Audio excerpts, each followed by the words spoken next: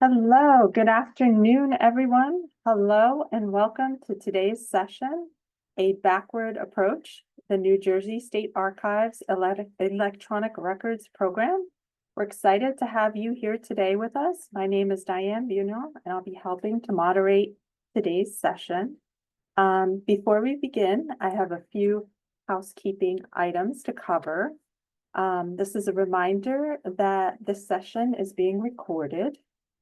I'm also going to read really quickly and then drop a link in the chat to the code of conduct.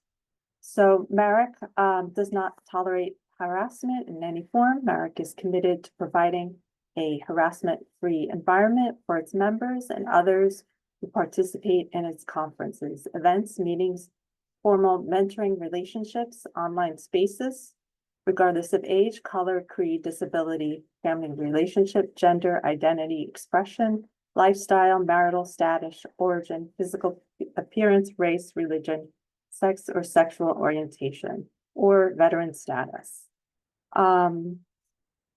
We encourage you today to ask questions in the chat. We'll hold at the end of this presentation, we'll hold a moderated Q&A session.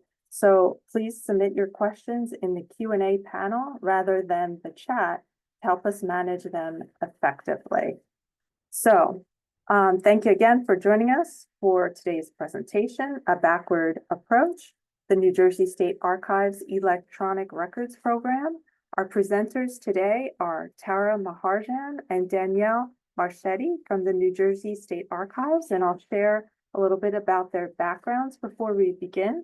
Tara Maharjan is an electronic records archivist for the New Jersey State Archives. She holds a master's degree from Simmons College in History and Library Science with a concentration in archives and the SAA's Digital Archives Specialist Certificate. Before working at the State Archives, she worked for Rutgers University's Special Collections and University Archives, the Internet Archive, and as a cookbook librarian for America's Test Kitchens. Danielle Marchetti holds a master's degree from Rutgers University in Information Science, where she also works as a virtual reference librarian. She is a certified digital archive specialist by the Society of American Archivists. She has worked at the New Jersey State Archives as a reference assistant and technical library assistant before becoming an electronic records archivist. And without further ado, I'll turn this over to our presenters. I hope you enjoy the session. Thank you so much, Diane. We're just going to get our screen shared here. Perfect. Okay. So Tara and I are presenting from the same office, so you'll see her name, but I'm here as well. And my name is Danielle Marchetti. I, again, am joined today by my colleague, Tara Maharjan. We are the electronic records archivists at the New Jersey State Archives, and we are here today to talk to you about our new electronic record program. We want to give you a little bit of an introduction to the program, talk to you about the work that it took to get to where we are, and then talk about where we currently stand, as well as our future goals and plans for the program. We will go into detail about our policies, procedures, and our workflow from accession to access. And we are here today to share with you all this information, of course, as a way to help others, especially in any other new programs getting started, but also as a way to gain some feedback from you all. We want to know if you notice some things we haven't thought of or if there is anything we are missing. You can scan the QR code to take a look at our workflow, or you can just scan it to save and take a look later in the future if you ever want to refer back to it. So first, we want to give you all a little bit of background information about the State Archives in general. The New Jersey State Archives is the state's official repository for all public records of enduring historical value. Most of our collection consists of records created by state offices and agencies with retention schedules that establish them as being permanent records. Our collection policy is based on the state's public records law, which basically says that the State Archives has general and exclusive supervision, care, custody, and control of all public records created by any state department or under any law of the state. Basically, This is what sets up our collection policy to mandate us to protect permanent historical records created by the state agencies. So with this new program in place, what's changing? In the big picture, very little is actually changing.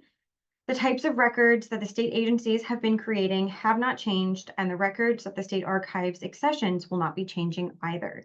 We will still only be taking records created by state agencies that have permanent historical value and records that follow our collection policy. What is changing is more of an expansion, really. Basically, we are expanding the format of records we can now support. So this expansion to our capabilities does, however, bring on some changes. Basically, this changes how the records are being sent to the archive, how they are being stored at the archive, and then how they are being accessed. However, with this expansion does come changes in the form of new needs, policies, and workflows, which we are here to tell you about.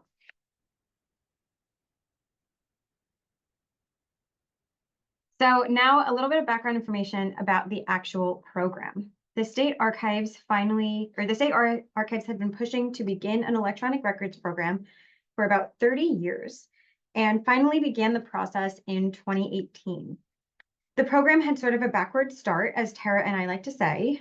First, Preservica was purchased in 2018 with no designated staff in place. And then I, the junior level archivist, was hired in early 2022 before pretty much immediately going out on maternity leave. And then finally, Tara, the senior level archivist, was hired almost a year later at the end of 2022. From there, we were lucky enough to begin working with Nick Canizzo, who is a consultant for the Council of State Archivists, as part of a grant.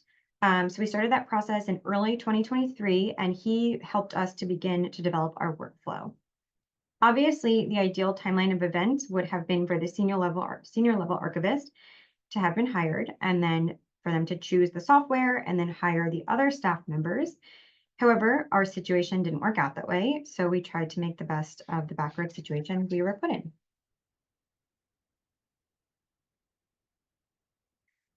From there, we had to start from the ground up to build the program.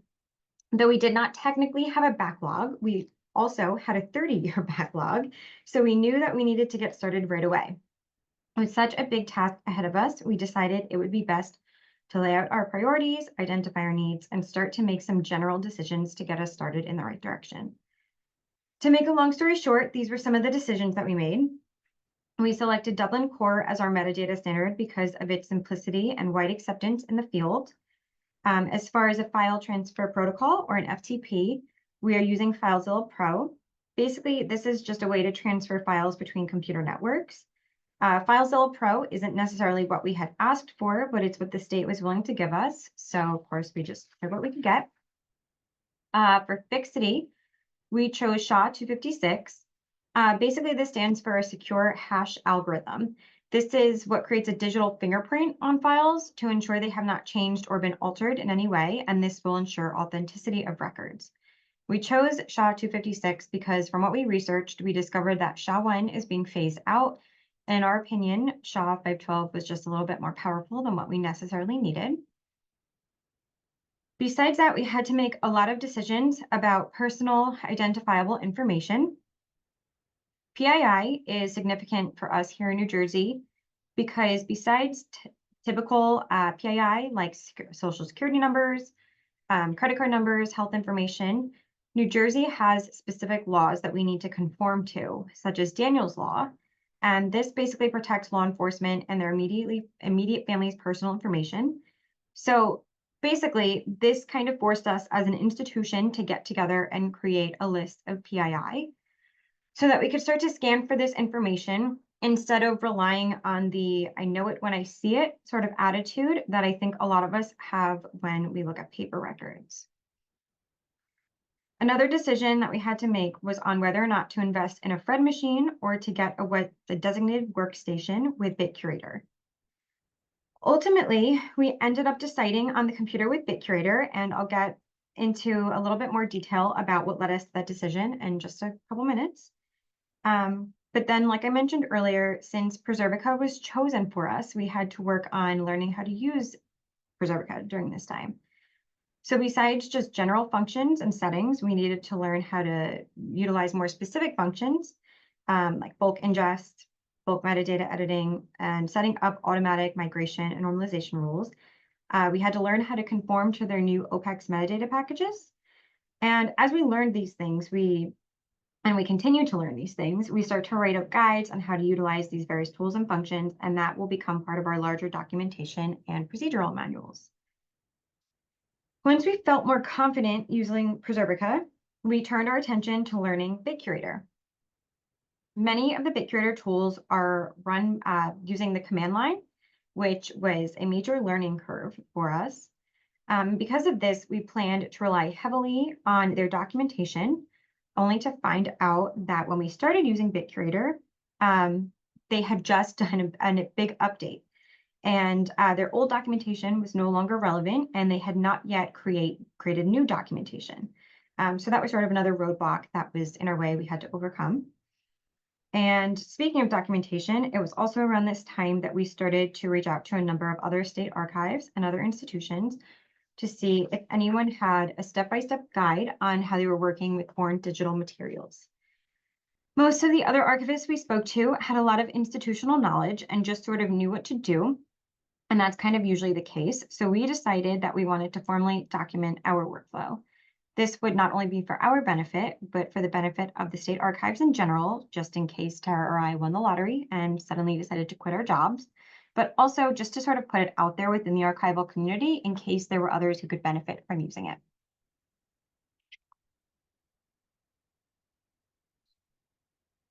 So we adopted file naming and file organization standards from the State of New Jersey Bureau of Records Management, who we split from back in 2012. Basically, records management is responsible for creating records retention schedules and helps the agencies to manage all records, including the non-permanent records or the records that don't come to us. Even though they are now under the Department of Treasury and we are under the Department of State, we obviously need to collaborate with them very often because of how intertwined our work is. Here you can see some examples taken from the New Jersey Records Manual of the naming and organization standards. And if you're interested in reading more about their standards or just want to take a look at the manual in general, you can scan the QR code at the bottom of the slide. In terms of file formats, records management doesn't really have much to say about file formats because they don't deal with the permanent records and they aren't concerned about the formats being long-lasting. We, on the other hand, do have to worry about records being permanent and remaining accessible long-term. So we came up with a list of preferred and acceptable formats that we ask the agencies to consider as they are creating the records. We created this list based off our own capabilities, as well as formats that are widely accepted in the field. So to do this, we researched a number of other institutions like the National Archives, Library of Congress, and just other state archives in general. And these formats were basically chosen because of their widespread acceptance and use by the archival and digital preservation communities. And we considered factors like long-term accessibility, stability, level of identification, and validation.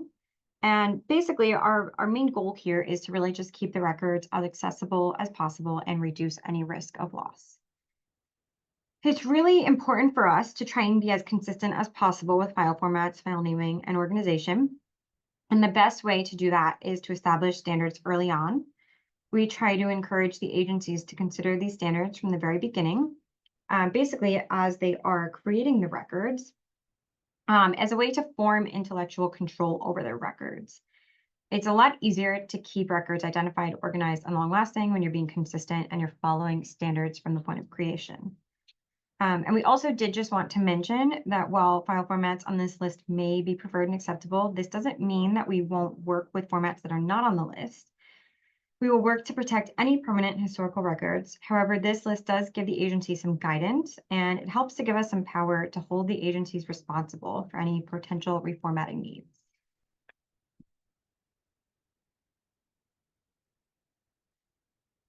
So like I mentioned earlier, part of the research we did and the conversations we had with other institutions included discussions on hardware. At first, we originally looked into getting a Fred machine.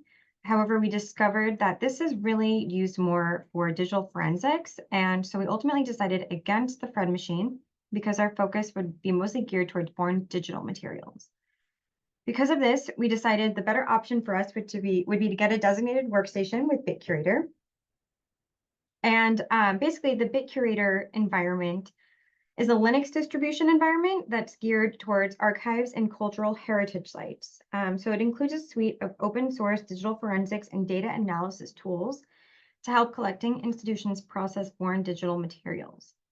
By using BitCurator, we could select tools and programs more specific to the archival community and more specific to our needs. So we had custom built a computer, and we pretty much did get what we asked for, with the exception of a dual boot. We had asked for both Windows and Linux, and basically when our IT dropped off the computer, they told us that they don't support a dual boot, or they don't support Linux in general, actually. So they basically said, good luck, we can't help you out with this going forward. So that's definitely going to be something that we have to deal with as we continue on with the program. But however, we're just really glad that we got our custom built computer, and then it has Linux, so we could utilize BitCurator.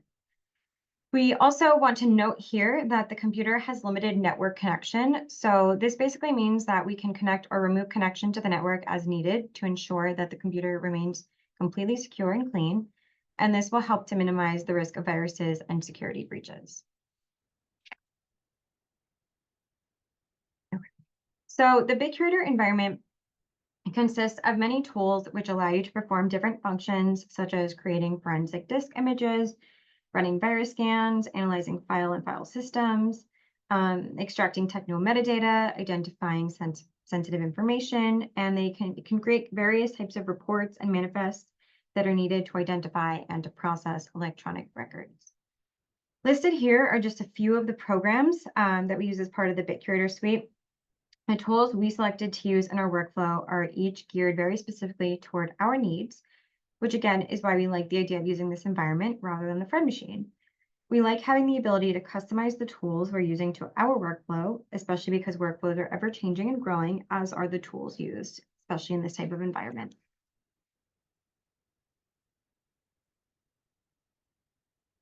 So now that we made some of these decisions and had our tools in place, we decided that we wanted to see what we would actually be dealing with in terms of electronic records from the various state agencies. We decided that our next step was to work on creating a survey that we would send out to the state departments to help determine the scope of their current electronic records holding, so that we could start to prepare for the best ways to work with each agency. This was important because, like we mentioned earlier, the state archives had been pushing for this program for 30 years. And so we knew that somewhere out there, there was some form of a backlog, and we wanted to start to prepare for it.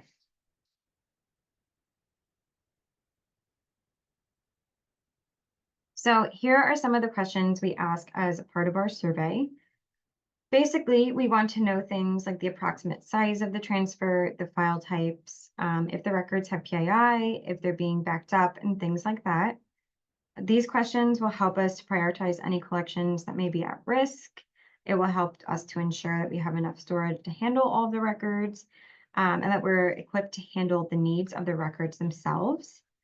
Getting all this information before transferring the records will help us to ensure that the records are indeed permanent and that the records should actually be transferred to us. Again, we want to make sure that we're equipped to handle the actual records and the transfer. And once we can use the survey to confirm this, we can start the next steps of our workflow, which Tara will get into a little bit more detail about. Thanks, Danny. So with a better understanding of how other archivists were handling electronic records, Danny and I began to sketch out our workflows and the things that we needed to do to seamlessly get the records from state agencies into our Preservica instance. The open archival information system seen here is really the roadmap for working with electronic records and is the core concept in our work to provide long-term preservation. I will not do a whole lecture about what this all means, but I'll quickly walk you through the system. So the beginning is the submission information package. This is the information that's being sent to the archive. This is the accessioning of the collection, so it can be one record or a whole hard drive of materials. The main part in the middle refers to the management of the records and the information, the archival information package, also known as the APE. which is the information stored by the archives. So this is the complete set of digital files and the complete set of metadata to support the preservation and access. This is basically the master record.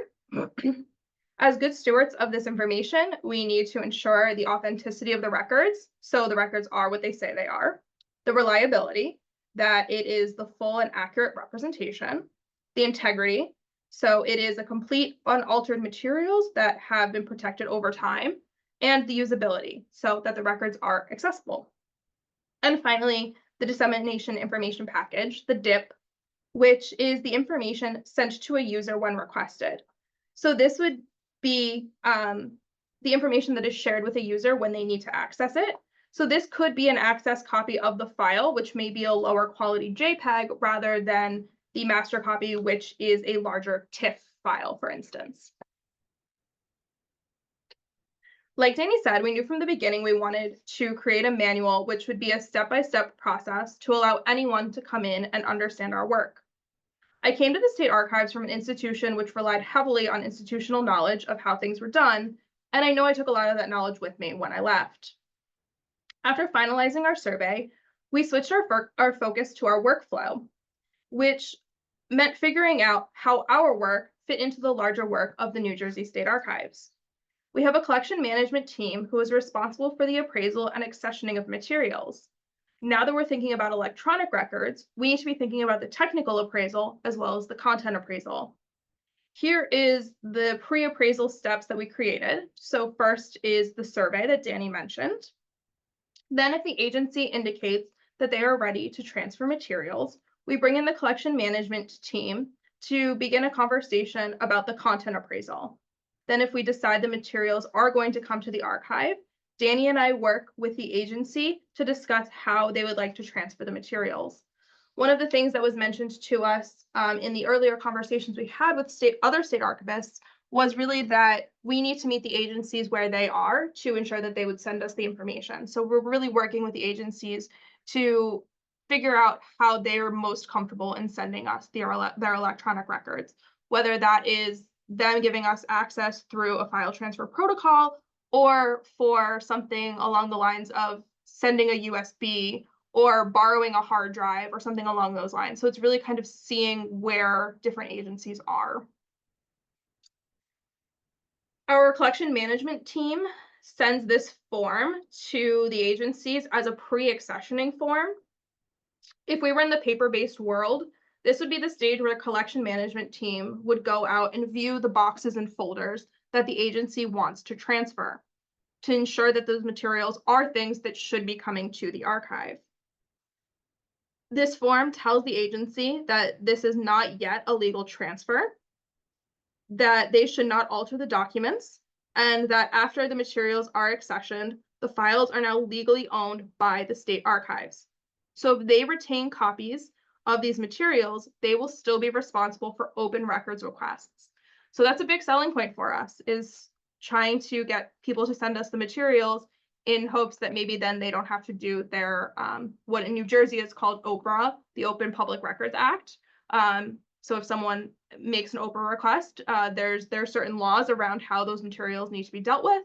And so the fact that they can do them, they don't have to do them anymore if they come to the state archive, and once the state archive legally owns them. So this is, a big point that we try to lean on a bit. Behind the scenes, this is the workflow and how it breaks down. The electronic records team, which is only Danny and myself, we use BitCurator to create a file manifest, establish fixity, and checksums to ensure that the digital files remain unchanged. We check for viruses and generate PII and file format reports for collection management, who then review these reports before legally accessioning the materials. Both teams will then work together to create a processing plan if needed, and then Danny and I begin our processing workflow.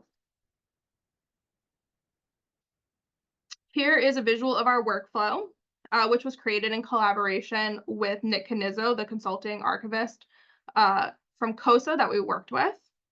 This is the acquisition of materials. So the blue is where we are getting a file or metadata to work with, while the yellow shows the BitCurator programs that are used. The goal here is to safely transfer files, identify viruses and malware, survey the collection for unnecessary files, create clean files, metadata, and reports for processing.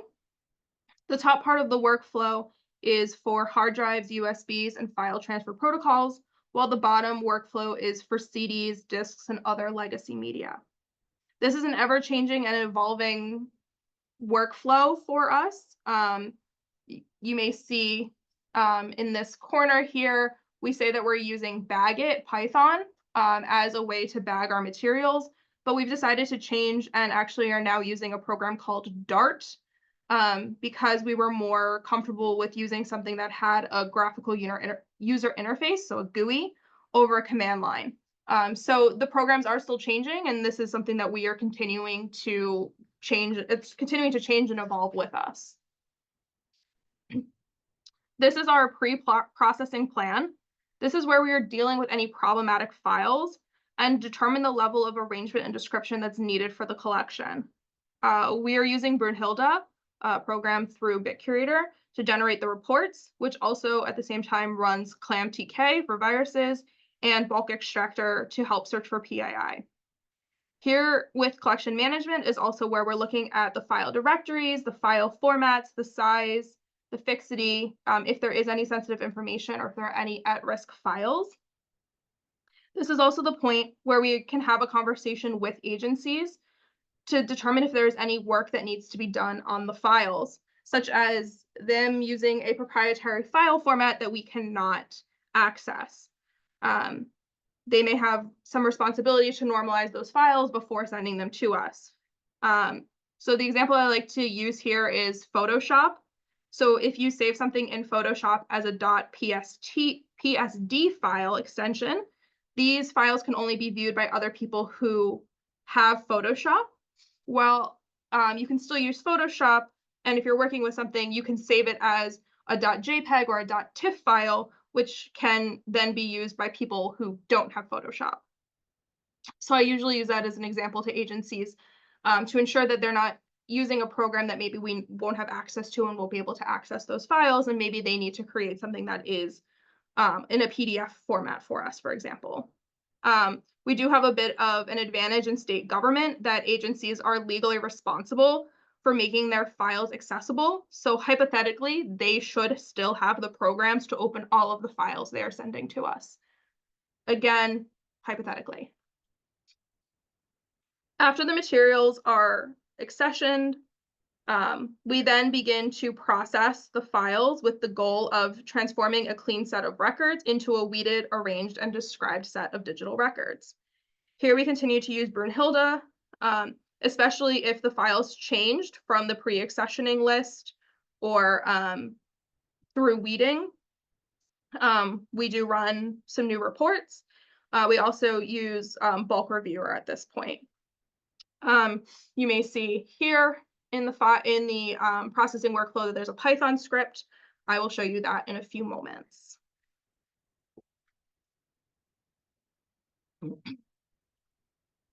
So finally, the ingest of the materials is where we move the processed collection with metadata and the file structure into our digital repository.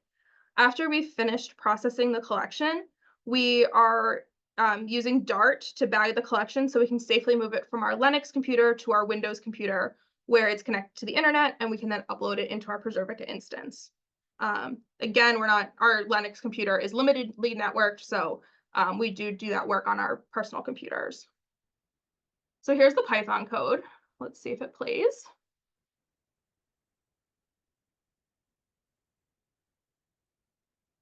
So to upload to Preservica, we needed to create a Python code that was going to create the .opex files that were needed to ingest.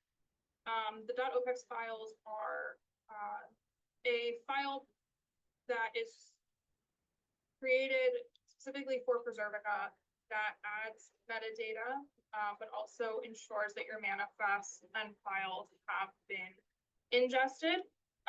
And so it's not necessarily something that would be used for everyone who's uploading, but this is something that is needed for Preservica. So what we ended up doing was creating this Python code, and it starts by asking for the .tar file because we are bagging all of our materials after they've been processed. So here I have my .tar file. I copy the path and then bring it back to my Python code, which gets inserted here. Then it asks for the control number. So we will say that this is the control number is Marat1. And then for the creator of the OPEX metadata, we will say Marat New Jersey Caucus. And that metadata will be added to our files. So here you can see that the .opx files have been created for each item. It gives you a long list of everything that's in there, and will tell you that the OPEX XML has been generated. So next you can go back and you can see our tar file is gone, and now we have the file folder. This gives us the manifest and the fixity information for the bag, which is really needed for Preservica, but within that gives us this container top level container folder, which is what is needed for Preservica. Within that, it gives us the generated XML files that are needed to upload. And each file then has a corresponding OPEX file, including the folder itself that it is in. And so each item then has the title based on the file itself. The creator, you can see that this is what we added, the New Jersey Caucus. The date is pulling from the file as well. And the format is pulling from the file extension. And here's the identifier. So this information is then, we are able to then take this information and use our file transfer protocol to upload directly to Preservica. So this does help us not need to create individual metadata files for every item. So for us, our digital repository is Preservica. Like we mentioned earlier, Preservica was chosen before either of us were hired. I'm not sure if you guys attended the Preservica shop talk that was the vendor talk that was before this session. So I do apologize if I'm repeating anything you may have heard there. But essentially, Preservica provides a digital preservation software to institutions to help with long-term preservation, as well as automating workflows like ingest, preservation, and access. Besides just automating these processes, Preservica migrates and normalizes files, scans for viruses, performs fixity checks, provides long-term storage and preservation, as well as access. It is being used by a number of other institutions, including 26 of the 56 state territories and District of Columbia. And we are also lucky enough through the Council of State Archivists, because there are so many states that are using this program, that there is a Preservica user group, which has allowed us to troubleshoot issues, but also learn some new tips and tricks along the way. We are using the Professional Cloud Edition, which obviously utilizes cloud storage. However, we need to back up the files on a local server, which I'll discuss more in a moment. But this version does look very different from what we may have just seen in the Preservica vendor talk. They were showing the starter edition, so it does look different from the professional edition. Preservica does have a public webpage, public-facing webpage called Universal Access, which utilizes a WordPress backing to showcase the digital content within the Preservica instance that is deemed public. However, Preservica is moving away from the WordPress site to something that's now going to be called Portal, because we have made the decision. So because of this new view of the public interface, we've decided we were going to hold off on making our collections viewable to the public at this time, and we wanted to make sure that we had that transition to the new view of Preservica. But this is kind of how it currently looks. So this is the top level. We organized the material based on the cataloging system created by our collection management team many years ago. And it's an organization that we understand at the State Archives. So the folders that are seen here are the materials that have items that are currently publicly accessible, but we also have top level folders for municipalities, county and federal records, the judiciary and legislative records, as well as private and non-governmental materials. We don't expect those to be used quite as much. Mainly a lot of the materials that we receive at the State Archive and will continue to receive at the State Archive will be from departments and agencies and the governor's office. As we drill down, you will see that if we clicked on departments and agencies, we will have the list of departments as well as the commissions listed here. So if you wanted to see the things that we had at the State Archive, for instance, you would click on the Department of State, and then there would be an archives folder within that. But for our example, we're going to click on boards, commissions, boards, and authorities.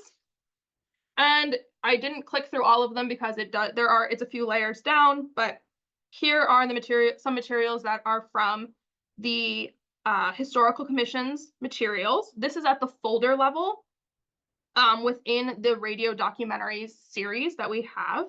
This series only has 2 folders, but at the top here, you can see that there is some metadata about that series. And then here are the 2 folders themselves. And here is an asset within, so this is an item level object right here. So you can see the item level metadata on the side here, as well as the name of the item. With this, you can also, if there's multiple pages, you can click through to view the other pages. If this was a video or an audio file, you could play everything within this page. I'll just note that this kind of minimal metadata that's on the side here is kind of the things you were seeing from that Python code through the ingest. So if we did want to go through and add more information, we can either do it at the item level or we can bulk ingest, bulk edit any metadata. So we're continuing to work on what we necessarily want. And again, everything is kind of still changing. So our Python code may also pull more information as needed. We are still looking to personalize our page, but here are a few other state archives and what they are doing with their universal access pages for some institutions that are a little bit more well established with their electronic records program. So the first up here, we have Texas. We really like how their collection is set up on the left-hand side of the page with collections, because it does very much mimic what we are planning on doing. And then if you click down a little bit more, again, like theirs is going to be very similar to kind of how we are planning to do it. So I really like how Texas's universal access page looks. The South Dakota State Archive was very kind in allowing us to get a sneak peek of their page. So if you go to their website, you won't see this yet, but this is a view of the portal. So this is the new interface. They have done some minimal customization to their page. So the New Jersey State Archives page will look very similar to this moving forward.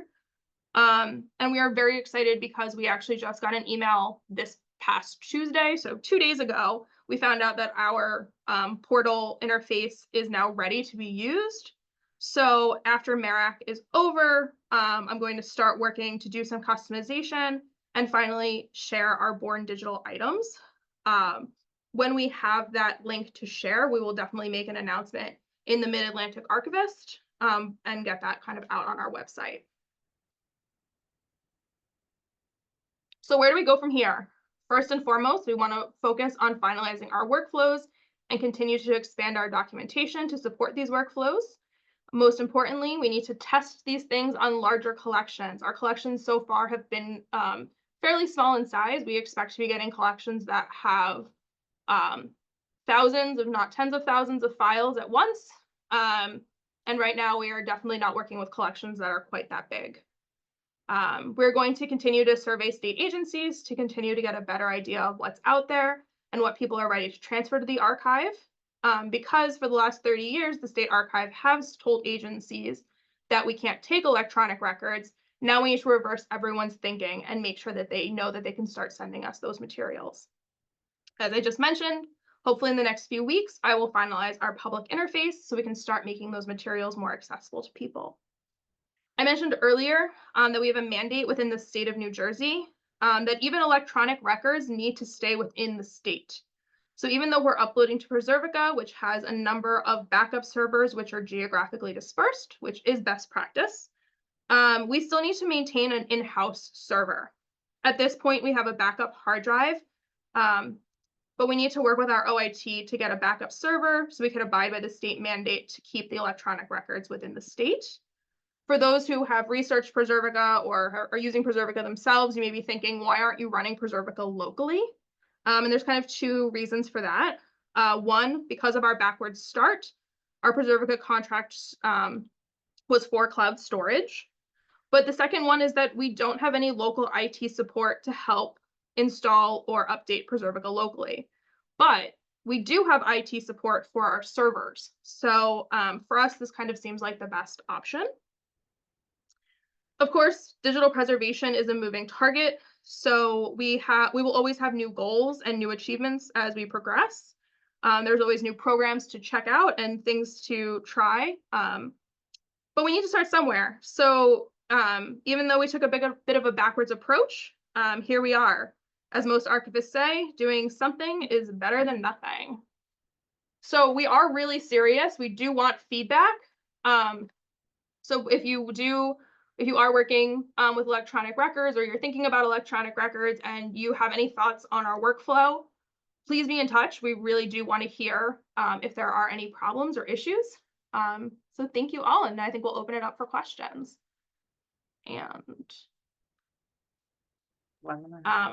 And for this, I'm Tara Maharajan, and this is my colleague, Danny Margetti. Hello, thank you. Thank you both for just a wonderful, wonderful presentation. And I think you're doing just such excellent work there at the NJ Archives. Let's move now to the Q&A portion. And we actually had a question previously. If you could link, or if you could throw up the QR code again that you had. I'm not sure if the one at the end of your presentation was the same as the one in the beginning. It is the same, but I will get that into the chat as well so people can see it, so that in case if you didn't get a chance to scan it or whatnot, it'll be there for you. Excellent, thank you. You just go to the next question. So the next two questions are kind of related to each other, and someone in the chat asks, do you connect your Preservica instance to any kind of archival management system like A-Space? Do the records link at all to any kind of finding aid? And similarly, could you talk a little bit more about arrangement and description? Is Preservica linked to your archival management system? So we actually don't use anything like archive space, though it's something that we're considering going forward. Our content management system is a homegrown system that was built out of Microsoft Access. So it's a little bit harder to connect Preservica to that, but we are working on it. So we're currently working with our database developer who has really designed our access management system. And right now she's working on kind of exporting our file list and linking it to our content management system container list. So in there, we will have a direct link to references. And then we're also trying to figure out a way to, rather than having a guide link, to be able to press a button and go right to Preservica. So yes and no, we're working on it. It is a little bit more difficult because we have a homegrown system. Tara might have a little bit more to add on to that, but it's something we're thinking about and it's something we're working on. Yes, as Danny mentioned, so for many years, it is only fairly new that the state can contract with other companies. You couldn't buy an off-the-shelf program for many years in the state because they were so concerned about security. and they are still very concerned about security. And so they had created this homegrown access database, and it's really grown in so many ways. It's how we do our orders and how we do so many things that it's also a lot harder for us just to divest ourselves from it. So we are still working to get that finalized. It is a little bit different because we also we don't really have kind of traditional finding aids. We have much more of a container list. So we are working to kind of with collection management to kind of make sure that our files that are going into Preservica are looking very similar to our paper-based collections. Great. Thank you. And the next question, great work so far. Can you talk about how you have your bid curator workstation networked and how you manage installing software updates for it? So it does technically have the internet.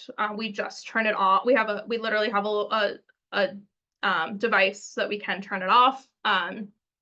So we do update as you know every once in a while, but we try to keep it unnetworked so that as Danny mentioned, for the reasons of either us putting a virus onto the state system, someone trying to put a virus on our system. So it does actually have internet. Every once in a while we will go through and do updates, but for the most part it just stays offline.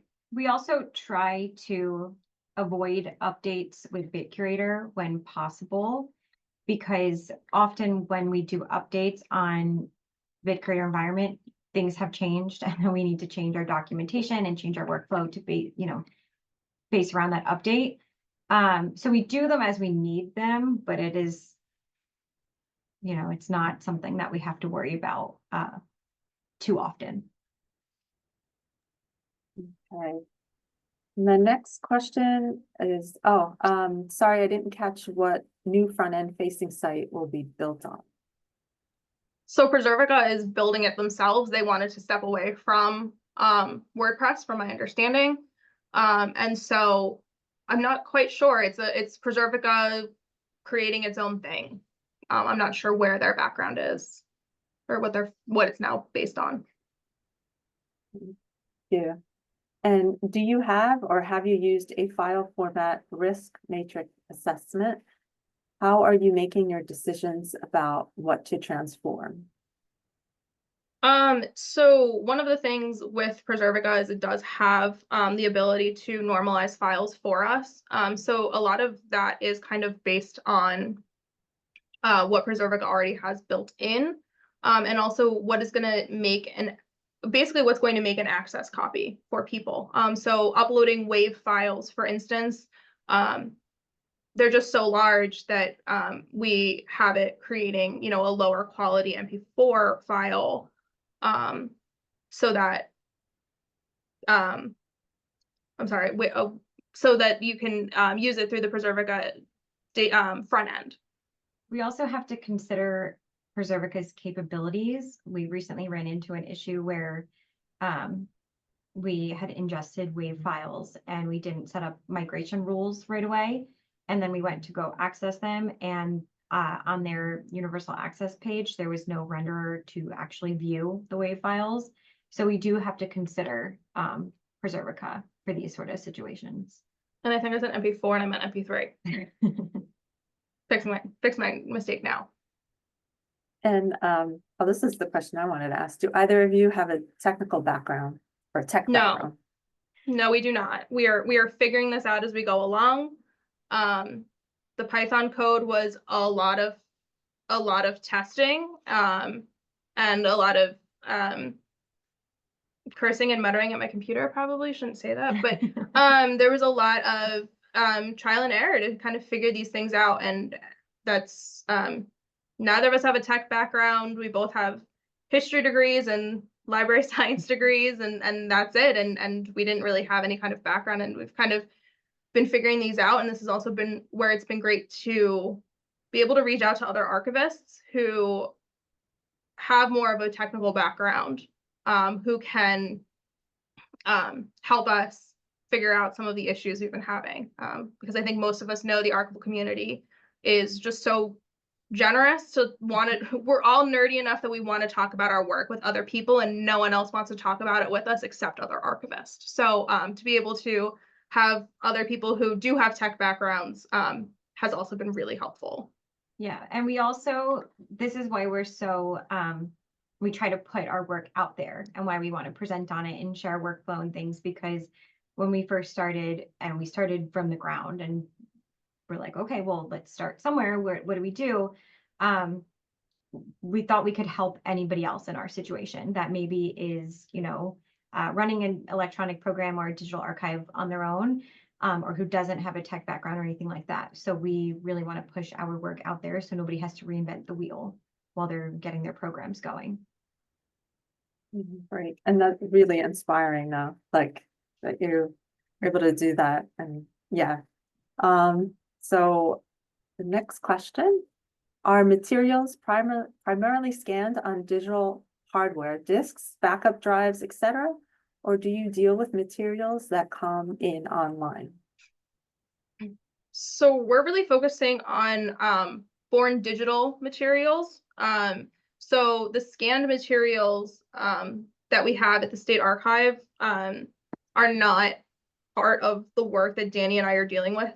We actually, there was already a kind of an established group of, established team who are working to scan materials and make those available. And so the decision was made fairly early on that the materials that the electronic records team was going to work with were just the materials that you wouldn't be able to view in the State Archive in another way. So if there was a piece of paper or a photograph that you could view in physical form, we would not be dealing with that. However, if there is a disk, if there is a floppy, if there are zip disks, those kind of materials, no one can view them. You're just looking at a physical piece of media. So then Danny and I would work with those items. And we are taking things from agencies that are, I'm wondering if what is being said here, materials that come in online, if that means like solely born digital materials, so like PDFs or Word documents of governors' speeches or something like that. And yes, like those things that have never been in the physical form, those materials are also coming to us. Great. And do you have agencies transferring their own records management systems? If so, do you take that information via hard drive or another way? So agencies, there are a few agencies that do have their own records management systems. And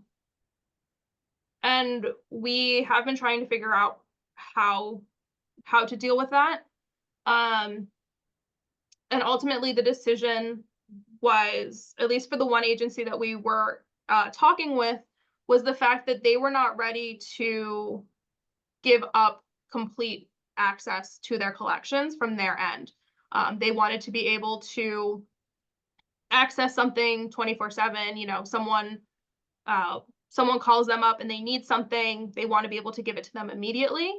Whereas when it comes to the State Archive and we legally have it, it then becomes a reference question that we answer, and we try to answer in a timely manner, but that one person isn't necessarily our sole priority.